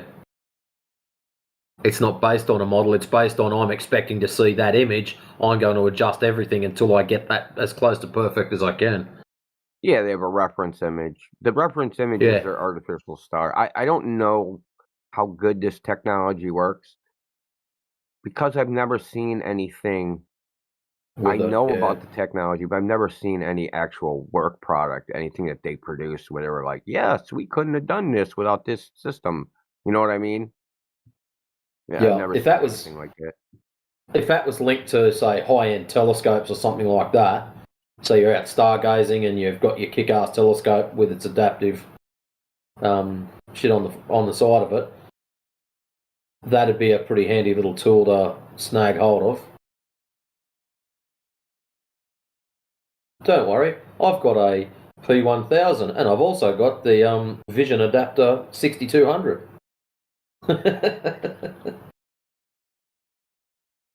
I mean, what it sounds like to me is just like a bunch of marketing hype. That, you know, they'll build telescopes with it, but it doesn't actually do anything. Well, that's why it'd be interesting to lay it down horizontal. So instead of shooting it up into clear air, lay it horizontal, like across a lake, anything large, and then specifically on days where there is a lot of air effects, a lot of heat and distortion and whatnot else going on. And yeah, it'd be very interesting to see what it does with that. Yeah, true. I mean, thing about the adaptive optics, because it's all computer corrected, computer generated. This is like post processing bullshit. It's CGI, is what I'm saying. Yeah. In the end, it isn't like, oh, we took a picture, we deformed the mirror, and then here's our picture. All of it's post processed to create an image. You know what I mean? So it's, you know, this is like that freaking. There used to be a guy that came into the old server, and he had a YouTube channel. He told us he was paid by NASA to make, like he made videos about planets and shit. Oh wow, didn't know that. And it was a kid though. He's like 18, 19 years old. I can't remember his name. But he came into betas a few times. He could have been lying about that, but I don't think he was. But one time he said that computer enhanced images can be more real than the real thing. And I was like, what? How can something be more real than the real thing? As per the expectations of the viewer. Yeah, so exactly. You go and get your average glober, they're expecting to see really, really, really cool pictures of Jupiter or Saturn or whatever the shit they're looking at. Whereas if you go there, yeah, here's a black and white image of some looks like bands around something. People are going to be disappointed with that. But if you colorize it and do all sorts of other cool tricks, yeah, it's all marketing. Have you ever seen the Pioneer image? The Pioneer satellite image? Dude, it is so. Is that the one that's taking the image of itself? No, Pioneer was the old one. So, dude, you're gonna laugh when you see this.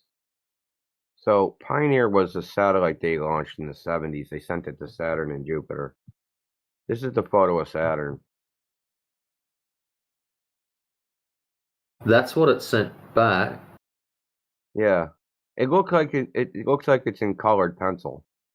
That's how bad that is. Like, it's unbelievable how horrible this is. But because they're printing it in magazines, it was good enough. Okay. Yeah.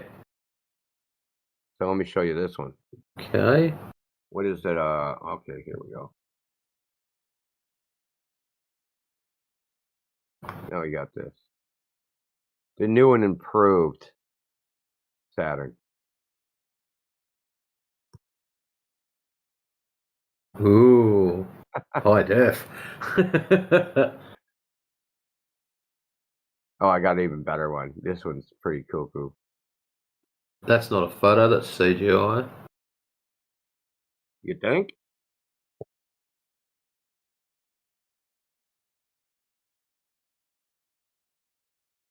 Here's a real good one.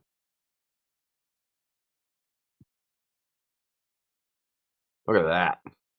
Oh. Think they rendered that on an NVIDIA graphics card, or was it AMD? ATI. ATI. I was going to say ATI too. How do you know? Nah, it should be a Quadro for sure.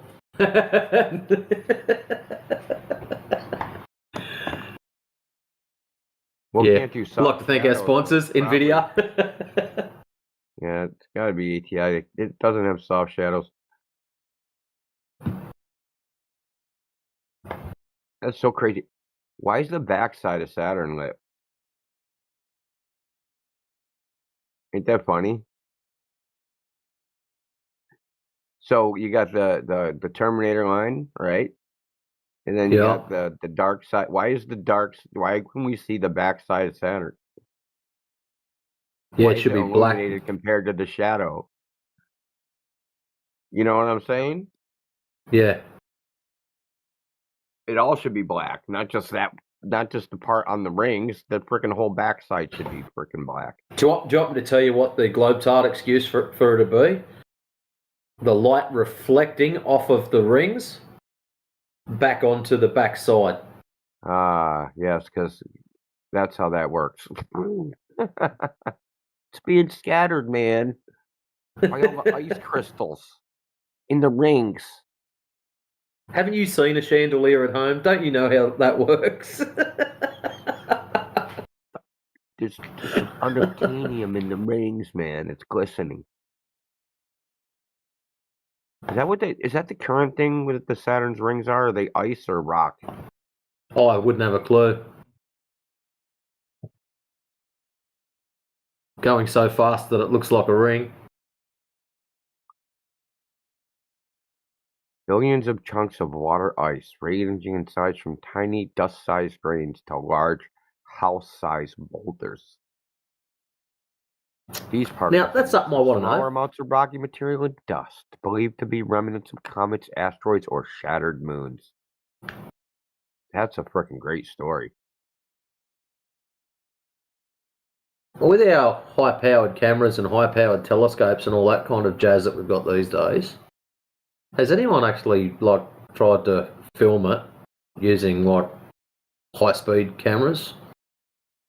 Those slow motion guys that not time lapse, but the other way, speed the camera right up so when they slow it down, you can actually doesn't show as a ring. It breaks it down. Interesting, dude. That's actually interesting. That because the rings are supposed to be there due to our perception of the dust and shit going so fast that it looks solid. So if we can slow that shit down, we should nearly be able to see bits and pieces of crap right through it. That's right. That's a good point. Well, shouldn't they a single frame catch for that? Well, that's interesting.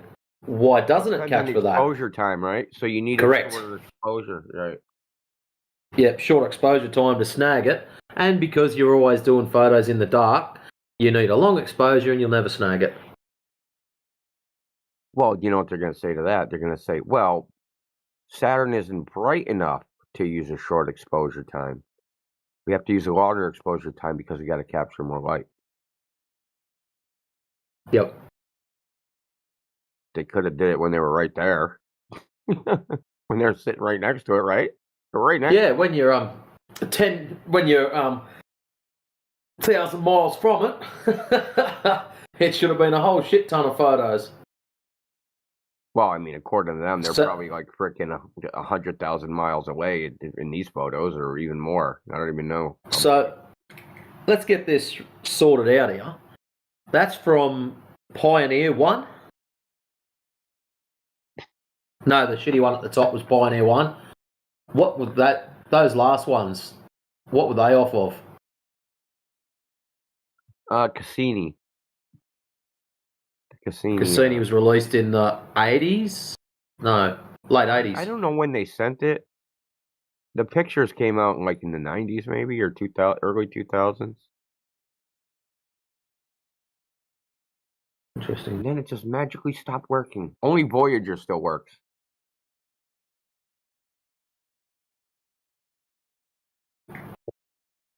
And watch, it still works.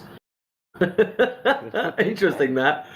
We got better shit than ever, and it's only the nasty old one still chugging away. It's having a great old time.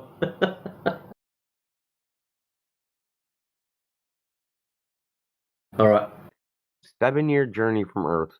It launched it from 2004 to 2017. Took 7 years to get there. It was launched in 1997. Completed its mission by diving into Saturn's atmosphere, burning up to protect the moons like Enceladus from potential Earth microbes. For fuck's What? What a load of shit. For fuck's sake, man. But what they don't want to give Saturnians the flu? Something. Because microbes survived the vacuum of space, man. My God. Says it took 400,000 images. 450,000 images. Let's see. Where are the 450,000 images?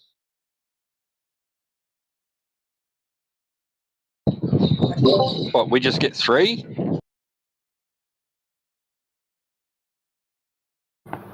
You have to have an image archive somewhere.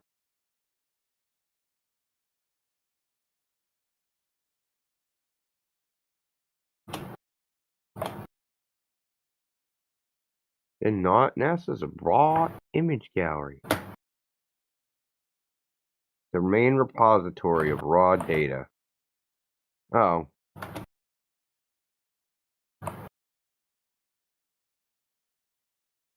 Oh, this is great.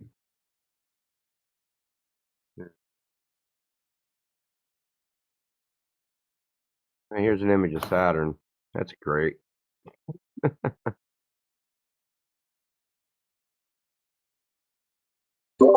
What about when you get closer? Does it look flat too? Yeah. It seems like there's a lot of... How many images are there? Well, 2,000 images. I wonder if they all look like this. Something interesting. What camera did they claim was on Cassini? Because I just punched into DeepSeek what was the best digital camera for 96, 97. Because I'll assume the thing was built in 96. They launched it in 97. So at the time, the best camera on the market was the Kodak AP NC2000E in 1996. It was a 1.28 megapixel camera for 15K. Yeah, check this out. Those images are a little bit better than 1 megapixel. They always have these stupid names. All right, I'm gonna get a squash. Subsystem, a full camera instrument. I actually looked this up before. No, this is the narrow angle camera in the wide angle camera. But they made them acronyms because the knack in the whack. Both cameras were charged couple CCD imagers using a capture detailed multispectral images of Saturn's its moon rings. The narrow angle had a 2,000 millimeter focal length designed to capture high resolution detailed images. The wide angle had a 200 millimeter focal length camera used for broader context and wide field of views of the Saturn system. Both cameras used 1024 by 1024 CCD detectors. It's one that's not even a megapixel.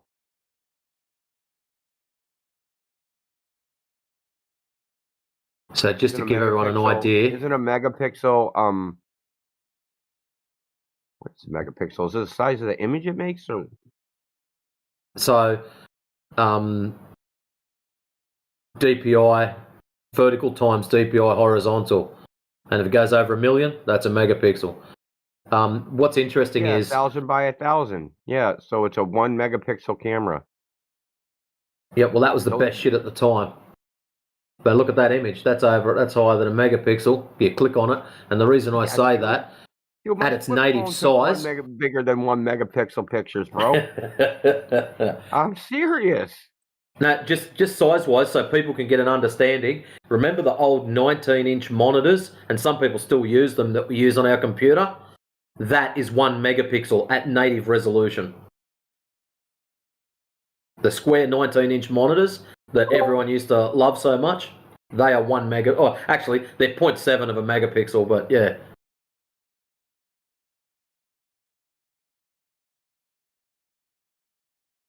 But anyways, I'm going to go down to squash, do some reffing. I'll be back for more reffing. Yeah. I can't even find a 1 megapixel frickin' image on the internet. Just like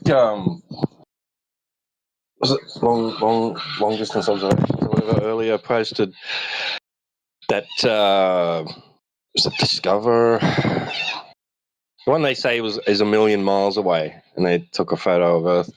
Yeah, and I was thinking to myself, Epic Discover, yeah. Right, what sort of camera they got on that to be able to get that much detail from 1 million miles away? I don't think they even have a camera on that. They got the P1 million. Yeah, No, the P1 million. Like the Himawari, it's like it's not an actual like camera. There's no like camera lens. It's just like a fucking mirror. According to their spec, it's a mirror reflecting onto a multispectral sensor. And then Himawari team won't like. You can't even get like their raw data. You have to get like second or third hand if you're a researcher, right? If you want their raw, like what they consider raw data, you can't even get it. I think the Epic Discover. Let's see what their bullshit is. I know I looked this up before, and I didn't think they had a camera either. Yeah. The Earth Policy. Here we go again. EPIC means Earth Polychromatic Imaging Camera. Is a 10-channel spectral radiometer aboard NOAA's Deep Space Climate Observatory, which is also an acronym. That's what Discover is. Fucking stupid losers, man. I hate acronyms. Unnecessary acronyms. Takes 10 images using narrowband filters to produce high-quality full disk images. I want to know the camera specifications. But from 1 million miles away? Of course.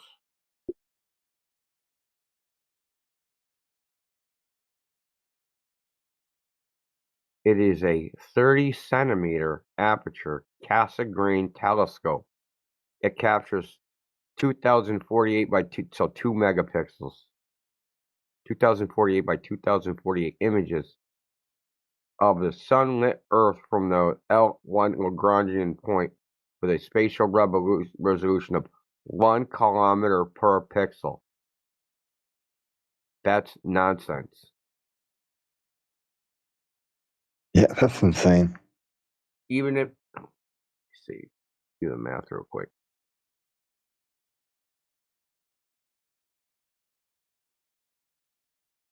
Okay, maybe that's 10K. By the way, Indio, it might just be me, but you sound really low, and T-Dub sounds really loud, and I got you up to like 200. Oh, sorry, man. Yeah, I thought the same thing. I've got everyone turned up. Know about that. How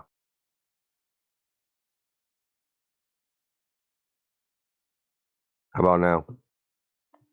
Loud and clear. You're good. Yeah, better. It's down there. My mic was turned down to 48. I don't know why it was down there. Where was I? Oh, okay.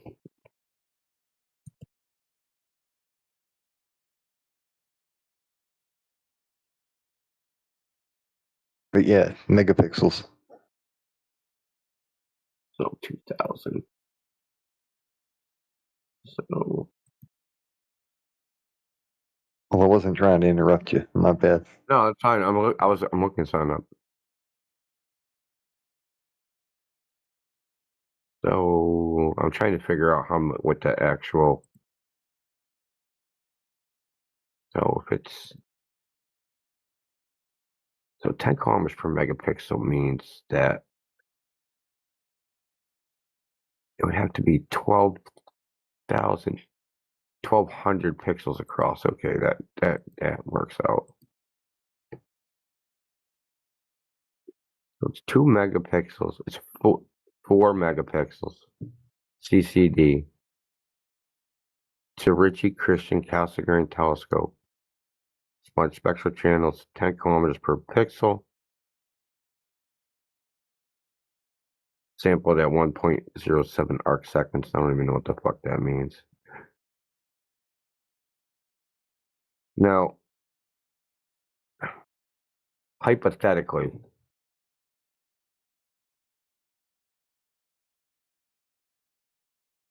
it's just a smear because it doesn't have subpixel. We need sub. Yeah, man, 10 kilometers per pixel. That means in 100 kilometers would be 10 pixels. Will be a little 10 pixel strip. Exposure time 20 to 100 milliseconds. Operating temperature negative 40 C.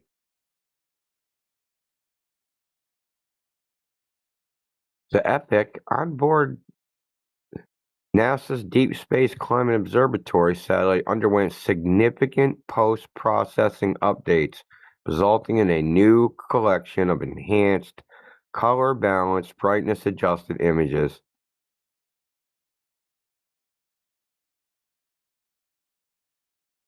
Since 2018, the multi-angle implementation has an atmospheric correction algorithm. Who was saying that shit the other day? Oh, we listened to Rob Simmons saying that frickin' they didn't have the color for the Earth. Calibration. Because EPIC has no in-flight calibration, data is processed using vicarious calibration, comparing it with MODIS for visible channels and OPS-NM for UV channels.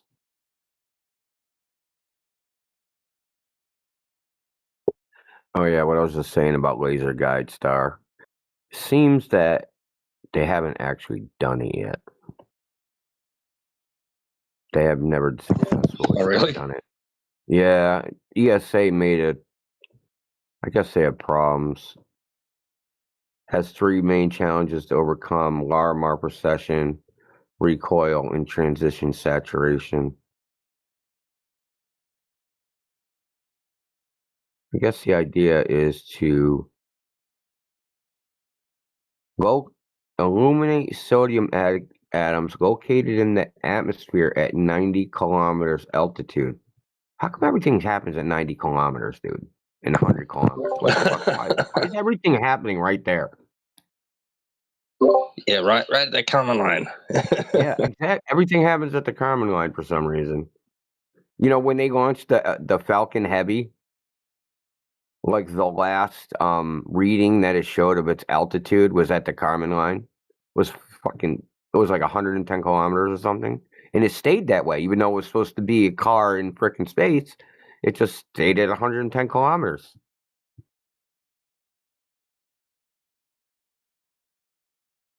Interesting. You know, like that's something I watch, and I've been watching for a long time. These launches to show the altitude, they always stop at some point and don't show the altitude no more. It just freezes, right? They just freeze it at some number.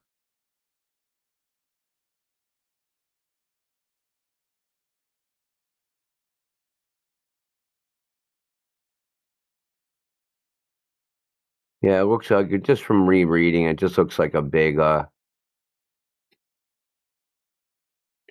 another government make-work program. Keeps some frickin' astronomers employed. What a fucking useless fucking human activity, dude. Like, seriously. Can you seriously think of a more useless to humanity human activity?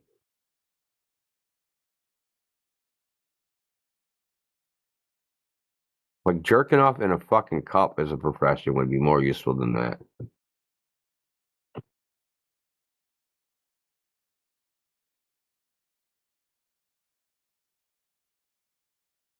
But I'll give it to them. Astronomers, they must be really smart to fucking dupe the rest of the public to pay for them to fucking stare at the stars. That must be, they're fucking geniuses.